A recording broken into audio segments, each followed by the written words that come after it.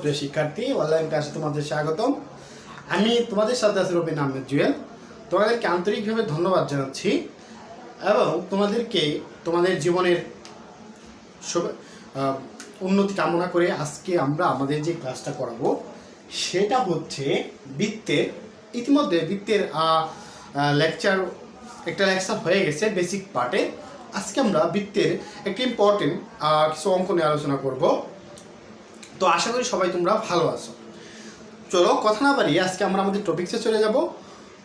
তাহলে আজকের যে টপিকসটা তোমরা দেখতেছো সেটা হচ্ছে বৃত্ত পার্ট নাম্বার 1। সেটা বলছে তোমাকে যে 4,5 কেন্দ্র বিশিষ্ট একটি বৃত্ত। এক নম্বর একটা বৃত্তের সমীকরণ দেওয়া আছে, এই বৃত্তের কেন্দ্র দিয়ে যায়, তাহলে ওই বৃত্তটির সমীকরণ নির্ণয় করবে।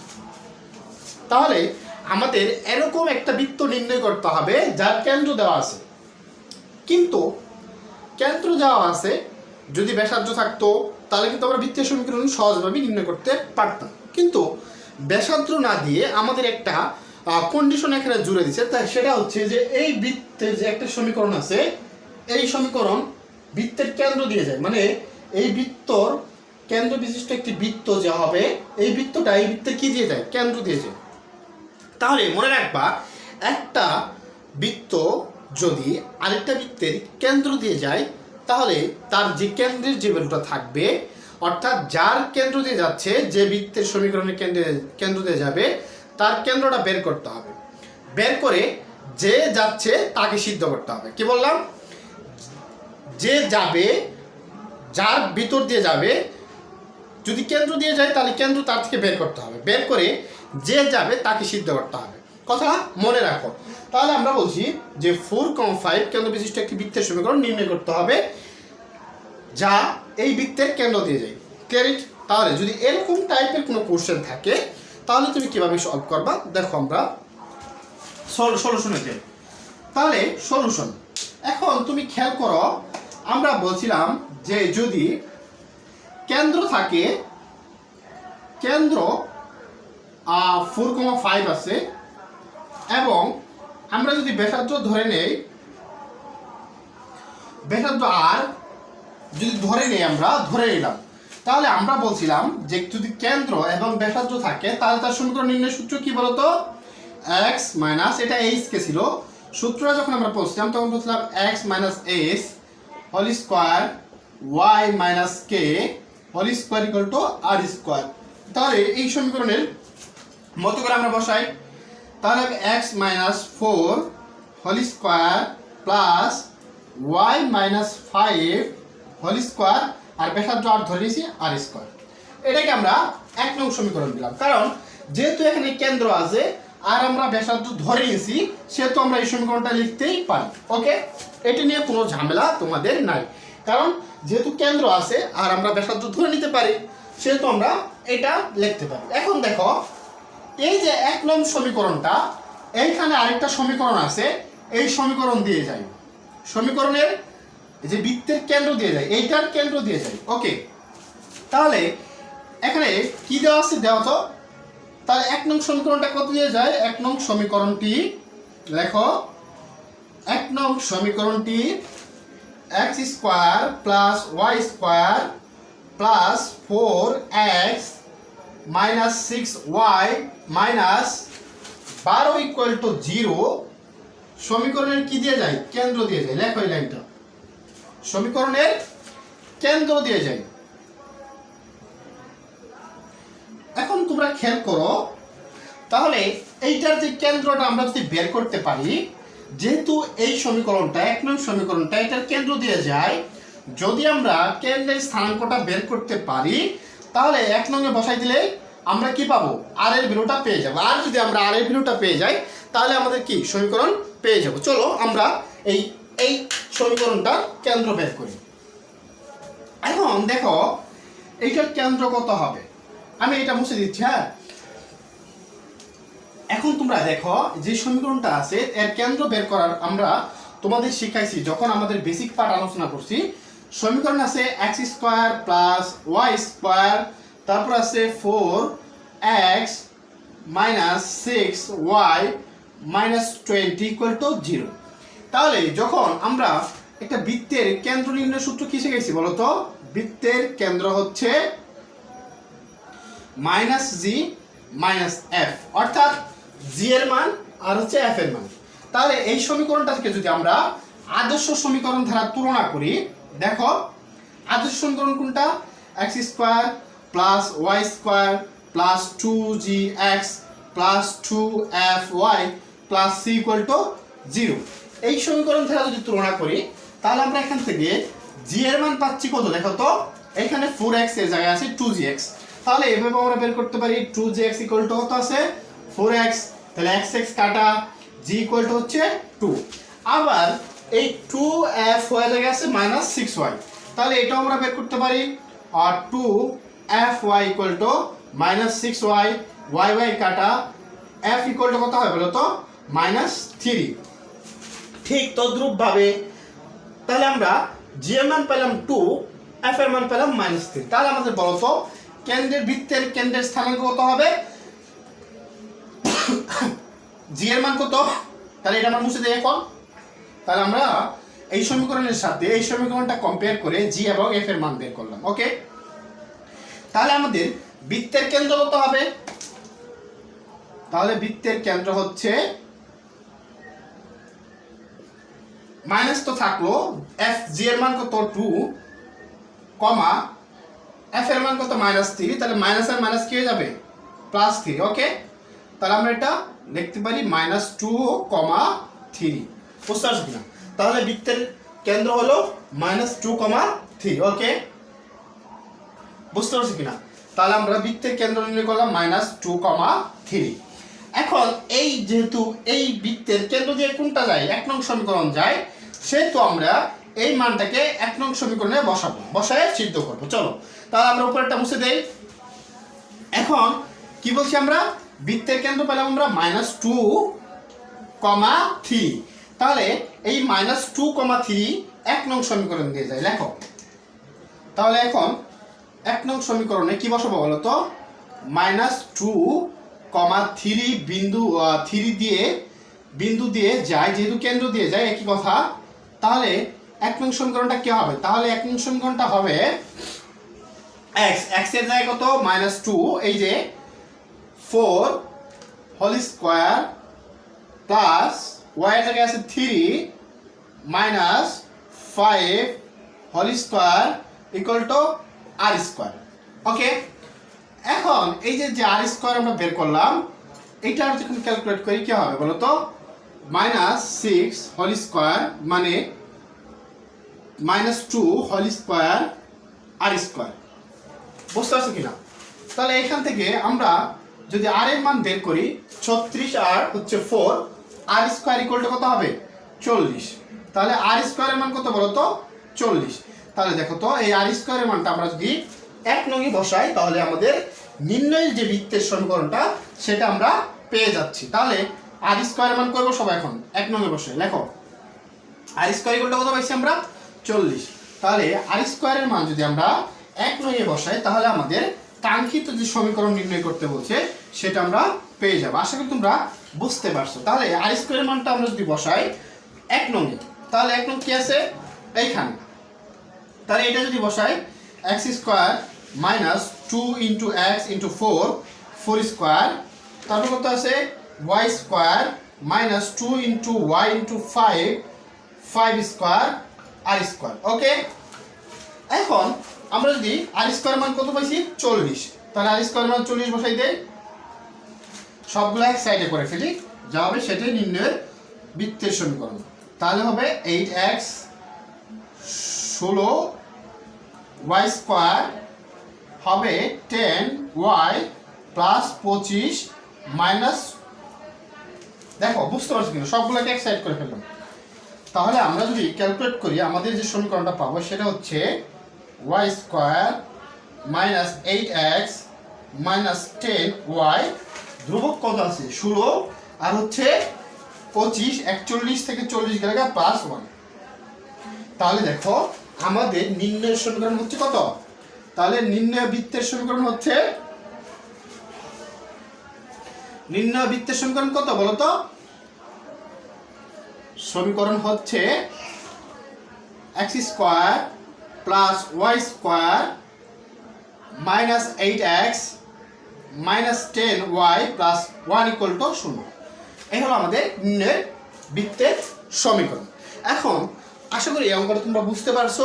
আমরা আরেকটা এরকম টাইপের অঙ্ক করাবো যেটা অনেক ইম্পর্টেন্ট। চলো আমরা সেটা করি, তাহলে সেটা আমরা মুছে দিচ্ছি। ওকে, দেখো আরেকটা প্রবলেম আমরা দেখছি যে একটি বৃত্ত x অক্ষকে স্পর্শ করে এবং 1,2 ও 3,2 বিন্দু দিয়ে যায়। বৃত্তটির সমীকরণ নির্ণয় করতে হবে। তাহলে কি বললাম যে একটা বৃত্ত x অক্ষকে স্পর্শ করে এবং 1,2 এবং 3,2 বিন্দু দিয়ে যায়, এরকম একটা বৃত্তের সমীকরণ নির্ণয় করতে হবে।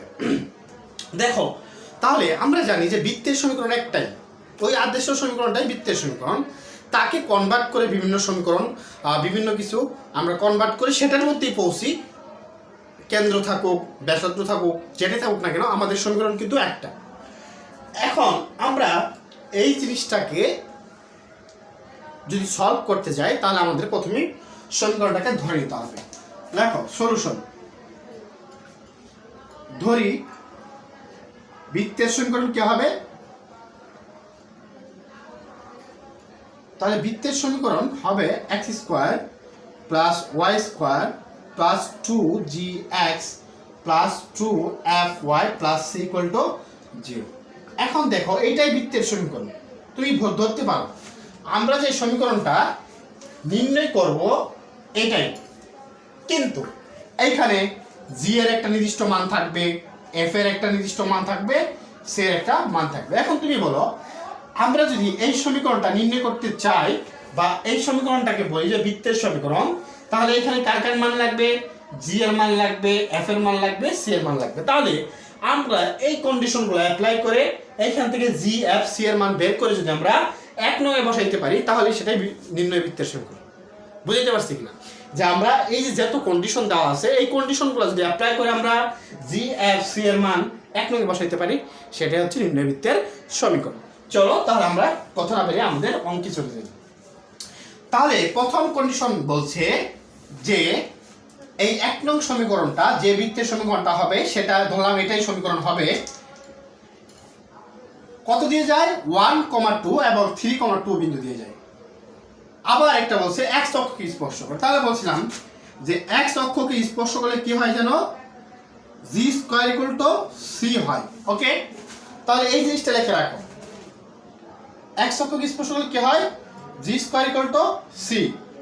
এইটা মনে রাখো, এটা আমাদের লাগবে। তাহলে x অক্ষকে স্পর্শ করলে g square equal two c, এখানে আমরা লিখে রাখলাম যে x অক্ষকে স্পর্শ করলে কি হয়? g square equal two c। তাহলে প্রথম কন্ডিশন এইটা আমরা অ্যাপ্লাই করব। এই 1 নং সমীকরণটা কত বিন্দু দিয়ে যাবে বলো তো দেখি? 1,2 এবং 3,2 দিয়ে যায়। তাহলে দেখো 1 নং সমীকরণটি প্রথমে ধরি যে 1,2 বিন্দুগামী হলে 2 বিন্দুগামী। আচ্ছা, বিন্দুগামী যদি হয় তাহলে সেটাতে কি করতে হবে? সিদ্ধ করতে হবে। সেটা আমরা জানি যে একটা সমীকরণ যদি একটা বিন্দু দিয়ে যায় সেটা দিয়ে সিদ্ধ করতে হবে। তাহলে আমরা 1,2 দিয়ে 1 নংকে সিদ্ধ করব। তাহলে x এর মান হচ্ছে 1, y এর মান হচ্ছে 2, g এর মান হচ্ছে 2 আমরা জানি না, x এর মান হচ্ছে 1, f এর মান জানি না, y এর মান হচ্ছে 2, c এর জায়গায় কত বসাবো বলো তো? g square equal two c। তাহলে আমরা এখানে c এর জায়গায় কি বসাবো? g square. Okay, clear? এখন 1 আর 4 মানে 5 একবারে করে ফেললাম, 5 এখানে হবে 2g, এখানে হবে 4f, এখানে হবে g square equal two c। এটাকে 2 নং সমীকরণ দাও। তাহলে 1 নং সমীকরণ যখন 1, 2 বিন্দুগামী তখন এটা 2 নং সমীকরণ। তাহলে 2 নং সমীকরণ কি? 5 plus 2g plus 4f plus g square equal to 0। ঠিক তদ্রূপ ভাবে এই সমীকরণটা আমার কত দিয়ে গেছে? 3,2। তাহলে এখানে 3,2 বসাই। ওকে, আমি এই সমীকরণটা রাখো কারণ এটা তো বুঝতেই পারছি, আমি ওই সমীকরণটা না লিখে এখানে বসাই। তাহলে কত দিয়ে যাবে? আবার 1 নং সমীকরণটা কত দিয়ে যাবে? 3,2 দিয়ে যাবে। তাহলে 1 নং সমীকরণটা যদি 3,2 দিয়ে হয়, বিন্দু দিয়ে যাবে, তাহলে সিদ্ধ করতে হবে। তাহলে এই সমীকরণটা লিখে রাখো তোমরা। এটা হলো প্রথম সমীকরণ, 2 নং সমীকরণ আমরা যেটা বের করছি। তাহলে এখানে যখন 1 3,2 দিয়ে যাবে তখন কত বসাবো বলো তো দেখি, যে 3 স্কয়ার, তারপর কত আছে 2 স্কয়ার 2, জি তো থাকবে, x এর মান কত 3, f এর মান কত জানি না, y এর মান কত আছে 2, c এর মান জি স্কয়ার। তাহলে এখানে সমীকরণটা কত হবে দেখুন তো, আমরা মুছে দিচ্ছি এটা, দেখো আমাদের জায়গার সংকট যার কারণে আমরা মুছে দিতে বাধ্য হচ্ছি। তাহলে এখানে কত হবে 9 আর 4 13, 6g 4f G square equal to 0। এটাকে 3 নং সমীকরণ দাও। এখন তাহলে 3 নং সমীকরণ কত হলো বলো তো দেখি, যে 13 plus 6g plus 4f G square equal to 0। এখন আমরা 3 নং সমীকরণ থেকে 2 নং সমীকরণ বিয়োগ করব। দেখো তো বিয়োগ করলে কি থাকে, আমরা আগে বিয়োগ করি। আর দেখো তো সবগুলো ঠিক আছে কিনা আমাদের বসানো, 3 স্কয়ার 2 স্কয়ার 6g 4f জি স্কয়ার, ওকে এটাও ঠিক আছে। এখন আমরা 3 নং সমীকরণ থেকে 1 নংকে বিয়োগ করব, ওকে 2 নংকে বিয়োগ করব। তাহলে 1 নং সমীকরণ আমরা মুছলাম না, 1 নং সমীকরণ আমরা রেখে দিলাম। লেখো 3 মাইনাস 2, তাহলে 3 মাইনাস 2 থেকে আমরা কি পাই বলো তো, এখানে দেখো 3 কোনটা আছে এইটা, তাহলে 3 আছে 13, 6g কত আছে 4f জি স্কয়ার, এর থেকে কত বিয়োগ করব আমরা 2 minus 5 minus 2g minus 4f minus G square equal to 0। তাহলে দেখো এখন যদি আমরা কাটাকাটি করি, জি স্কয়ার কাটা, 6g থেকে না 13 থেকে 5 গেলে 8, 6g থেকে 2g গেলে 4g, 4f থেকে 4f কাটা 0 থাকলো কত, তাহলে জি এর মান আমাদের মনে হয় বের হয়ে যাচ্ছে 4g ইকুয়াল টু -8 বা g ইকুয়াল টু কত বলো তো দেখি -2। তাহলে আমরা জি এর মান পেলাম কত -2। এখন তুমি জি এর মানটাকে 1 নং অথবা 2 নং যে কোনো জায়গায় বসে আমরা f এর মান পাবো। তুমি এখানে 2 নং এ বসাইতে পারো, 1 নং এ বসাইতে পারো। তাহলে আমরা জি এর মান কত পাইলাম -2। এখন জি এর মানটাকে আমরা 2 নং এ বসাবো, ওকে চলো আমরা 2 নং এ বসাই। তাহলে 2 নং সমীকরণে যদি আমরা জি এর মানটা বসাই, এটা একটু মুছে দিই, হ্যাঁ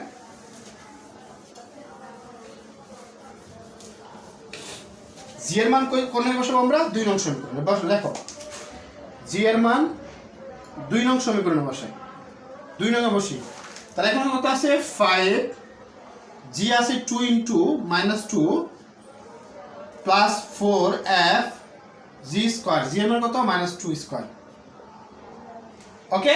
তাহলে আমরা কত পাচ্ছি বলো তো 5 -4 4f প্লাস 4 ইকুয়াল টু 0। এখন দেখো আমরা f এর মান অনুযায়ী পেয়ে যাব। তাহলে f এর মান কত পাচ্ছি 4 4 কাটা, f এর মান হচ্ছে 4f -5, f মানে হচ্ছে -5/4। দেখো জি এর মান পাইছি, f এর মান পাইছি। আবার যেহেতু শর্ত ছিল x অক্ষকে স্পর্শ করে, তাহলে x অক্ষকে স্পর্শ করে কি পাইছি জি স্কয়ার ইকুয়াল টু c। তাহলে জি এর মান দিয়ে আমরা c এর মানও পেয়ে যাচ্ছি, জি এর মান -2 যেহেতু, তাহলে c এর মান কত বলতো 4। দেখো তাহলে আমরা বলছিলাম যে প্রথমে যে সমীকরণটা নির্ণয় করব তার জন্য আমাদের জি এর মান লাগবে, f এর মান লাগবে, c এর মান লাগবে। দেখো তো আমরা পেয়ে গেছি জি -2, f এর মান পাইছি 5/4, c এর মান পাইছি 4। তাহলে আমরা 1 নং সমীকরণে বসাই দিব। তাহলে 1 নং সমীকরণ আমাদের কি ছিল বলো তো, তাহলে আমরা একটু লিখে রাখি, জি এর মান পাইছি কত -2, c এর মান পাইছি 4, f এর মান পাইছি -5/4। তাহলে আমাদের যে 1 নং সমীকরণ ছিল সেখানে আমরা বসাই দিই, তাহলে আমাদের কাঙ্ক্ষিত ফলাফল আমরা পেয়ে যাব। তাহলে দেখো যে 1 নং সমীকরণে সমীকরণে জি এফ সি এর মান বসিয়ে। তাহলে কি ছিল x square y square 2gx 2fy plus c equal to কত ছিল 0। তাহলে এখানে মান বসাই দাও। তাহলে x এর কোনো মান সহগ নাই, x স্কোয়ার থাকবে, y এর কোনো সহগ নাই, y স্কোয়ার থাকবে, 2g g এর মান 2 মাইনাস 2 ইন্টু x, y এর মান সরি f এর মান -5/4 প্লাস সি এর মান হচ্ছে 4। এখন ক্যালকুলেট করে এটাকে x square y square minus 4x 2 দিয়ে 2 কাটলে -5/2 প্লাস 4 ইকুয়াল টু 0 ইন্টু এখানে তো y থাকবে সরি। এখন 2 দিয়ে যদি আমরা লসাগু করি, লসাগু করতে পারো, যদি করলো সমস্যা নাই। 2 দিয়ে গুণ করলে এখানে কি হবে x square 2y square minus 8x, এখানে যেহেতু 2 আছে এখানে কিছুই হবে না, -5y এখানে হবে 8। ওই যে এইভাবে যদি করি আমরা, এই যে যখন 2 কমন নিছি আর 2টা গুণ করলে কাটাকাটি যাবে। তাহলে এই হলো আমাদের, যেহেতু এখানে বামে যেহেতু ডানে যেহেতু 0 আছে সেহেতু 2 থাকলেও কি হয়ে যাবে 0 হয়ে যাবে। এটা হচ্ছে আমাদের কাঙ্ক্ষিত বৃত্তের সমীকরণ। তাহলে আশা করি যে দুইটা মেথড আমরা করেছি এই দুটো মেথড তোমাদের কোনো প্রবলেম হবে না। তাহলে যদি তোমাদের আশা করি বুঝতে পারছো, যদি কোনো প্রবলেম থাকে অবশ্যই কমেন্ট বক্সে আমাদের তোমরা তোমাদের কমেন্টের মাধ্যমে জানাতে পারো, যেন আমরা তোমাদেরকে ওই টপিকসগুলো নিয়ে আবার আলোচনা করতে পারি। তো তোমাদেরকে আন্তরিকভাবে ধন্যবাদ এবং তোমাদের আবারও শুভেচ্ছা এবং আন্তরিকভাবে ধন্যবাদ জানিয়ে আজকের জন্য আমরা এখানেই শেষ করছি। আসসালামু আলাইকুম ওয়া রাহমাতুল্লাহ।